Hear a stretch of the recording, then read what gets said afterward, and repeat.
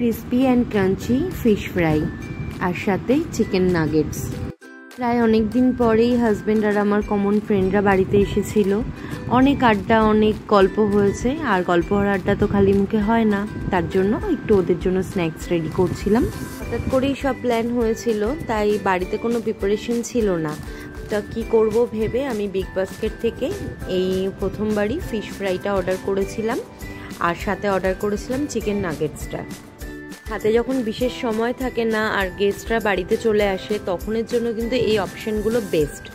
তো আমি এই ফিশ ফ্রাইটা প্রথমবার ট্রাই করছি, কোনো ঝামেলাই নেই, জাস্ট এটা সব কিছু রেডি করা থাকে, কড়াইতে তেল গরম করে ফ্রাই করে নেওয়া আর গরম গরম সার্ভ করা। তো আমি এখানে ফিশ ফ্রাইগুলো ভেজে নিচ্ছি, এটা আমি প্রথমবার ট্রাই করলাম, আমার কিন্তু বেশ লেগেছে। ফিশটা অনেক ফ্রেশও ছিল আর ফ্রাইগুলো বেশ ক্রাঞ্চি ছিল। বোথ সাইড ভালোভাবে ভেজে নিয়েছি। এর থেকে বেশি ভাজলে কিন্তু ভেতরে যে মাছের একটা টেস্ট সেটা চলে যাবে।